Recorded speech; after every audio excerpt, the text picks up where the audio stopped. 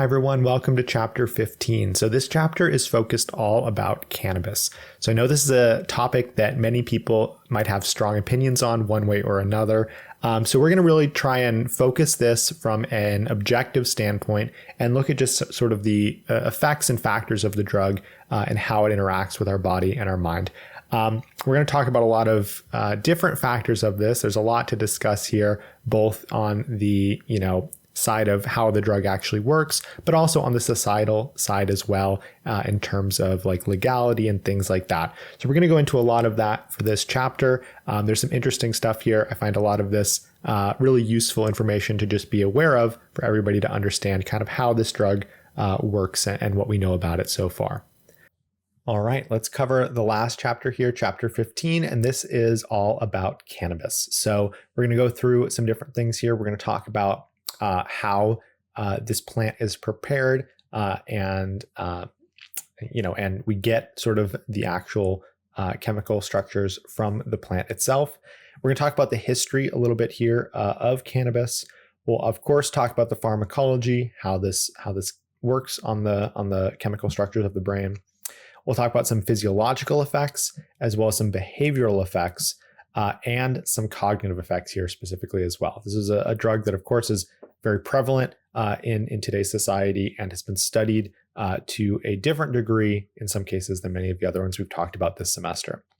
We'll talk about some benefits of the drug as well as some causes for concern, and kind of wrap up with legalization of the drug kind of going forward. All right, let's go ahead and start off by talking about different preparations of the drug or the plant itself. So there's really three different species of cannabis that exist. There's cannabis sativa, cannabis indica, and then a hybrid or a cross sort of between the two. So cannabis sativa tends to be used more for its fibers and hemp, whereas cannabis indica tends to be more sought after for its psychoactive potency. So it tends to be more psychoactive, have more of those, chemical components to it. The main chemical component, the main psychoactive component is actually THC, a tetrahydrocannabinoid or cannabinol, which is again, THC, specifically Delta 9 in this case. And so this is, again, the primary psychoactive agent in cannabis, and oftentimes can be concentrated down into different forms of resin that can make different types of chemicals that we'll talk about here in a second.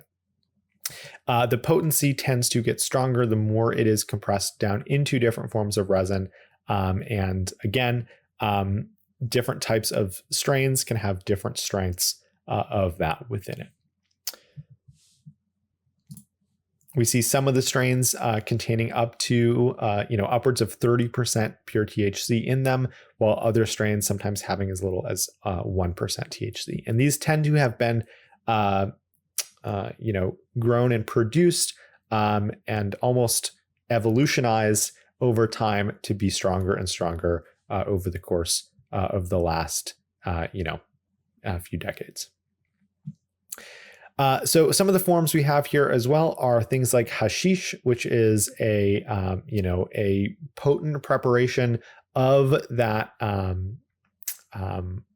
resin that's kind of compressed down into sort of a almost chocolatey-like substance that again has a pretty high potency of that THC component into it.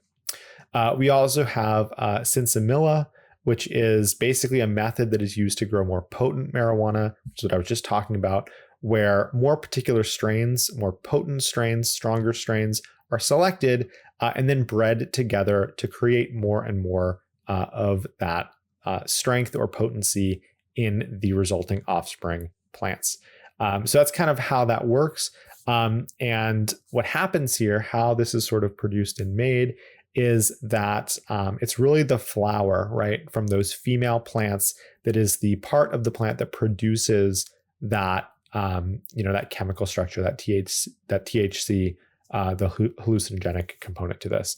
And what happens is those female plants needs to be removed or separated from male plants before they are pollinated with one another, so that they don't actually produce those flowers to the plants. So you kind of want those plants to be unpollinated so that it produces the the component that you're looking for.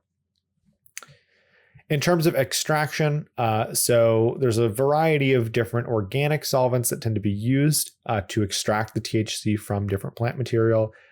So, for example, things like ethanol or even liquid carbon dioxide can sometimes be used to, again, extract that material from the chemical itself. And this is done, especially in a lot of the legal locations, to produce this particular substance that can be used to then be baked into edibles and things like that. All right, let's talk a little bit about the history of marijuana, specifically in the United States. So in the early 1920s, there was actually the first sort of transition or shift in the perception of marijuana, which is where newspapers started linking marijuana with crime.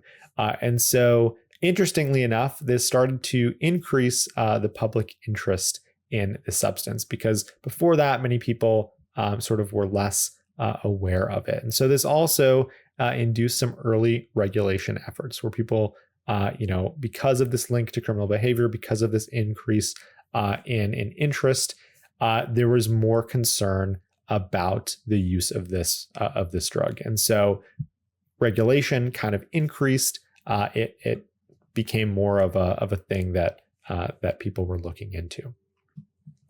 And this produced in 1937 the Marijuana Tax Act. And so this was kind of following in the footsteps of the Harrison Act, which we talked about, remember, was in 1914. And so this followed from that and started to tax the regulation of marijuana. So both the grower, the distributor, and the seller and buyer were all taxed along this process. So the government was actually making quite a bit of financial benefit from this. And it made it, as a result, pretty much impossible to deal with cannabis legally. So what this resulted in was a much more illegal kind of market for this product. Many states also made specific laws outlawing the possession and use of marijuana. So again, all of this regulation transitioned the drug into a more illegal or criminal view of the substance. So we also have in 1944 the LaGuardia report. So this basically concluded that marijuana use had less serious effects than commonly believed. So a lot of these strong negative reactions by different authorities were motivated more by factors other than actual data, right? So a lot of this regulation and this fear was not truly derived in data. It was more based on other subjective factors. And so this, had some effects as well to make marijuana less of a negative stipulation in society based on sort of this report. In the 50s and 60s, we saw use increase again from this sort of effect where it became more accepted in society. And again, use peaked around the 1970s. Just before that, the Supreme Court actually declared the Marijuana Tax Act unconstitutional. And so again, sort of some reversal here, which is why we saw that peak around 1970, where this was the general popular view of this drug being more positive in nature. Of course, since then, it has sort of changed and actually kind of gone back down and back up over time over the last few decades. Whereas today, it exists in a more positive light, which we'll talk about as we get to the end of this chapter. All right, let's talk about the pharmacology here of how this works specifically in the brain. So it actually has a pretty complex chemistry. So it's a little bit harder to say specifically exactly what it's doing because it's working in a couple different ways. So there's actually more than 500 different chemicals even present in marijuana, and about 100 of them are different cannabinoids. So we have cannabinoid receptors in our brain naturally occurring, as well as ones that we naturally produce. And so when we talk about the effects of this, it is hard to specify down exactly because of how many we're working with here. So how it is, actually, before we go into the inhalation, let's switch to mouse party. Let's watch this for that particular mouse. So we'll go ahead and we will grab the marijuana mouse. We'll throw him in the chair. And let's talk through this process. All right, so we're going to zoom into the brain and we're going to take a look at our normal functioning structure. This looks very similar to what we've seen in the past, I think specifically for heroin. So we see that cannabinoid receptor appearing here, those naturally occurring inhibitory neurotransmitters, right? So those will naturally occur to stop the release of dopamine. And what happens is, again, a natural cannabinoid that we have in our brain binds to those to stop them from releasing that inhibitory neurotransmitter. So since that does not get released, we can see dopamine is allowed to be released. And so that gets released into the cleft and binds to those receptors.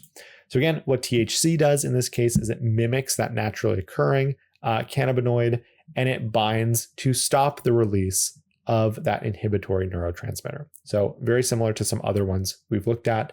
The result here, again, is more dopamine in the system, more dopamine allowed to be bound over and over again to those receptors.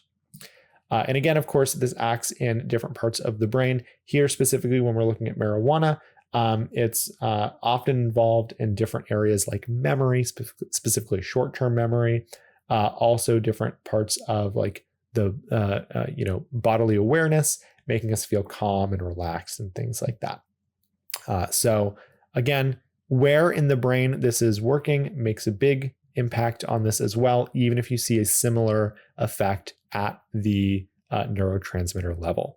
The different regions of the brain mean it might play a very different role. And that's why we see differences between different drugs that appear to be doing very similar actions at the neurotransmitter level. All right, we'll go ahead. We will eject him back with his friends back to the party, and we will say goodbye to Mouse Party for now and wrap up back on our slides. All right, so complex chemistry, we talked about kind of how that works. Typically, how it is ingested is through inhalation, right? So we tend to ingest this by smoking the drug or smoking marijuana in this case. And it allows the THC or the chemical compounds to be absorbed pretty rapidly, right? So that's a pretty quick way of absorption and allows that chemical drug to be distributed throughout the body quite quickly. So we see the peak mood altering as well as different physiological effects tend to occur about 5 to 10 minutes after ingesting. That's when you get that peak sort of effect of the drug. If ingested orally, which can also be done, it's taken in and absorbed much more slowly, where we see those peak effects tend to occur about 60 to 90 minutes following that intake of the drug. In terms of metabolism, it has a half-life of about 19 hours. So again, much longer than most of the drugs we've talked about. Remember, that doesn't mean it's going to be effective that long, just that those chemical structures will be present in the body. It takes 19 hours for half of them to be broken down. So you can completely eliminate all of the THC and its different metabolites. It usually takes about 2 to 3 weeks for you to completely eliminate it from your system.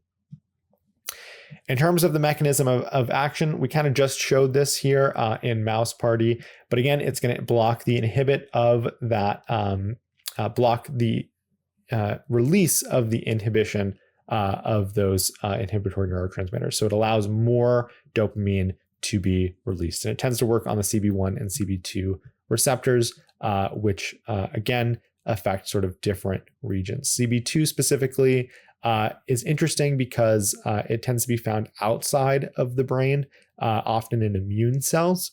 So it has some suggestion. Some research shows that cannabinoids may actually play a role in how we modulate our immune system, which is really interesting to me because I think that there's a lot of research that could be done here. And some early research does show that it's possible that that the consumption of marijuana can disrupt immune functioning. So I think more research there is definitely warranted. The CB1 receptors are those that typically would be found throughout the brain, right? So this is what most of what we would think of. Its effects are being done on the different regions of the brain associated with movement coordination, memory, cognitive function, and things like that.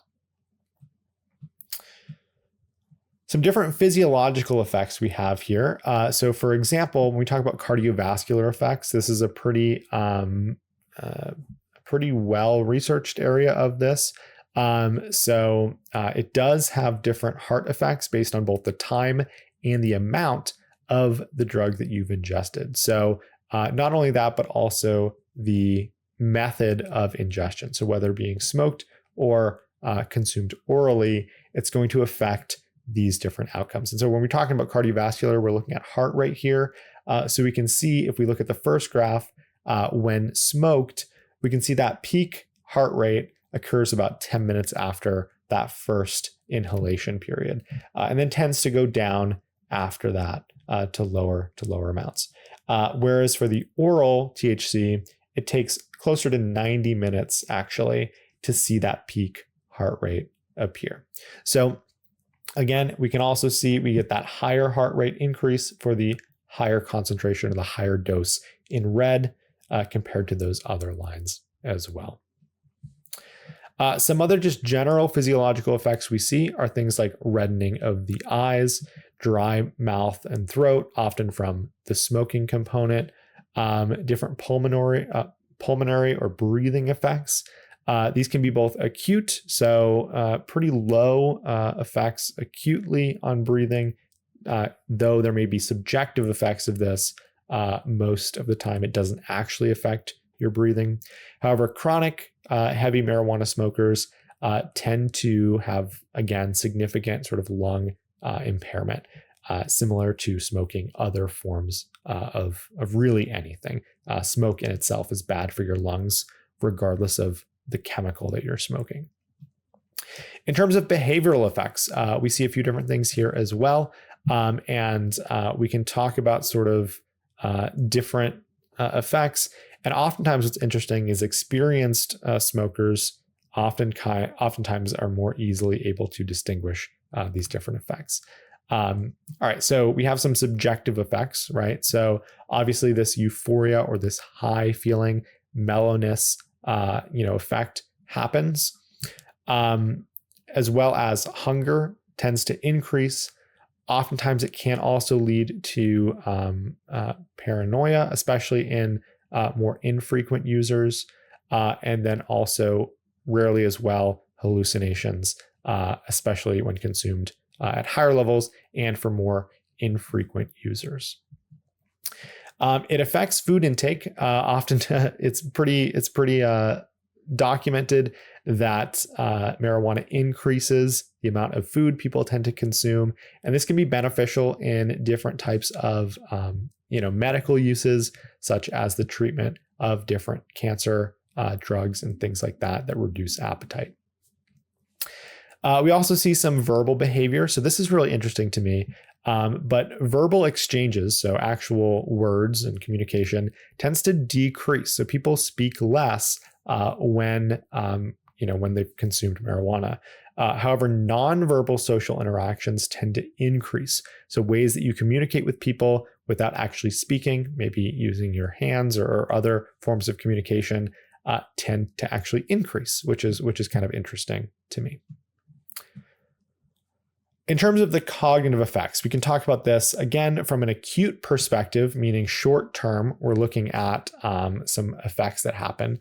things like slowed cognitive processing, disrupted short-term memory, disrupted inhibitory control, loss of the ability to sustain concentration or focus, and then also some disruption of visuospatial processing, or kind of the perception of the world around you. This is mostly often for infrequent users, tend to get most of these effects. Frequent users often get these as well, but those effects tend to be diminished. So less of these cognitive effects for frequent users than for infrequent users. Those frequent users can oftentimes be tolerant to some of these effects. In terms of chronic use, so long-term cognitive effects, there's really no definitive findings in this area. So most of the research suggests that after 1 month of abstaining from consuming marijuana, very few cognitive effects actually remain. So you're able to kind of recover from any of these after not consuming marijuana for about a month. Let's talk about some benefits now. So in terms of benefits here, we of course have some different medical uses, right? So these medical uses sort of declined before the 1937 Tax Act for a few different reasons. Number one is just because there were better drugs, right? So other medications to treat these illnesses came about, were discovered, and it just kind of worked better. The method of administration, right? So most of these most of the ways of ingesting marijuana is through either, smoking or orally, which tends to either be harmful to the lungs or have a very delayed onset of the effects if taken orally. Whereas many of these other drugs for the medical use side of things could be injected, right? Marijuana isn't able to be because it's not water soluble, so it can't actually be, injected that way. So because of that delayed onset of the oral medication and the danger towards the lungs of the smoking, these other drugs tended to be favored from a medical use. However, recently some renewed interest in medical use has come about, specifically for the treatment of things like glaucoma, chemotherapy, especially for the positive side effects of mood and increased food intake, as well as to increase appetite in different patients suffering from AIDS. Of course, there are causes of concern to discuss as well. Number one being tolerance. So tolerance to different marijuana effects tends to develop pretty quickly after regular use, but that development isn't uniform, and it's pretty hard to have documented and well-established sort of regulations on these tolerance buildups. So the ability to sort of treat one person who's a frequent user to someone else who's a frequent user may still have very different experiences. Withdrawal symptoms, really research shows that withdrawal symptoms don't really exist. They're not life-threatening, but they can sometimes be unpleasant. Withdrawal symptoms do exist. They're not life-threatening, but they can be unpleasant. And that, they tend to not be quite as bad as many others, but they often can last for a little while, sometimes even 4 to even 12 days of withdrawal symptoms, including things like anxiety, irritability, disrupted sleep, or decreased appetite and food intake. Again, withdrawal tends to be the opposite of the effects that you feel on the drug, and so this is things that we would tend to expect. Not life-threatening, but certainly unpleasant. In terms of toxicity, when we talk about the acute toxicity, we can talk about things like generally the biggest risk here is increased heart rate. So this could be harmful for someone that has pre-existing cardiovascular issues, but for anybody else, most of the time this is pretty benign. There have been no recorded human overdose deaths from marijuana to date, so we tend to say on an acute level, it's pretty benign. In terms of chronic use, the most severe issue here is going to be associated to that respiratory effect. So especially someone who is smoking the marijuana, it's really going to lead to different forms of lung disease is the largest cause for concern here. So many of the carcinogens in tobacco and in cigarettes are still present in marijuana smoke. So you get that same sort of risk factor that we would expect for cigarettes. So it's not clear exactly yet whether that it shows an increased risk for cancer for marijuana smokers specifically, but it certainly would be logical to think that that could be a concern. In terms of vaping, so vaping was sort of brought about to help reduce this toxicity or this danger of smoking. And while it avoids the the combustion of the drug itself and the creation of the smoke, it causes some fewer respiratory symptoms. It still isn't perfect, right? So it still is administering different chemicals to your lungs that are not supposed to be there. And so it does have some level of toxicity, though far less than actually smoking does. Anxiety as well, another potential here. This is something that definitely happens to many people that have used this drug. It's characterized by fear or loss of control often, where you aren't able to sort of control your mind in this case. And some people seek treatment. Some people might go on sedatives or things like that for this, but it's definitely a cause for concern that can develop from marijuana use. Coming back to that immune system, right? So it's possible that it has some ties to the immune system. There's been some mixed findings on this, some suggesting that marijuana reduces immunity to infection, but others kind of showing some different findings. So it's not a clear, there's not a clear answer here. But like I said before, I think this is a really interesting thing to continue research on and look at how marijuana is tied to our immune system and how it might be, potentially able to be used or adapted in a beneficial way. Of course, marijuana madness, a thing back from a while ago. Some studies talking about the correlation between marijuana use and psychotic symptoms.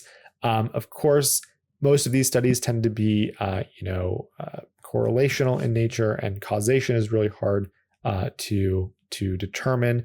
Many of these people may have had psychotic symptoms prior to the use of marijuana, but the use of marijuana could have certainly increased those effects. So it's hard to draw clear conclusions here, but it is something that has been noted in the past and in the research with a link between these.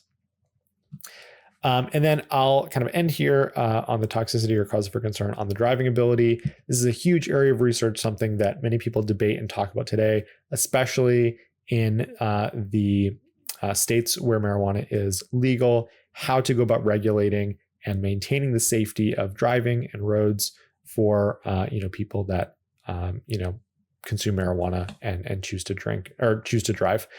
We have lots of regulation on drinking and driving. So mimicking that with marijuana is something that is a challenge for many different reasons, and something to certainly talk about kind of going forward. This is also more significant for infrequent users. You tend to see larger driving ability loss compared to frequent users of the drug. So again, how do we sort of develop regulations and rules around this that apply to everyone is a challenge to kind of figure out. All right, then we will end here talking about the legalization of marijuana and how that has sort of progressed throughout our country, at least here in the US. So currently, 38 states have legalized medical marijuana at least. And you can see even more in this graph under different regulations. So there are lots of different classifications here of how this works. The dark green being fully legalized and just able to be purchased. The slightly less dark green, both legal medically and it's also decriminalized. The other green, just medical, light green, is only decriminalized, meaning that it is still not legal, but that the persecutions are far less. And then some states where CBD can be sold with small amounts of THC in it. And then, of course, those orange states where it is still fully 100% illegal. And of course, us being in South Carolina fall into one of those 4 states left in the US where it is fully illegal. Just some history here of how we got here. In the 1970s, actually, most Americans didn't support marijuana legalization. So there was, even though there was the notion that it was pretty prevalent in the US, most Americans still didn't support the legalization of it. By 1978, though, support had risen to about 30%. And today, actually, almost 88% of US adults support some form of marijuana legalization, either for medical use or for recreational or full legalization. So this has definitely changed over the last few decades, where we've come to a point where most people tend to be under the mindset of legalizing it for one purpose or another. And you can see the US, based on this graph, that is pretty indicative of those relationships.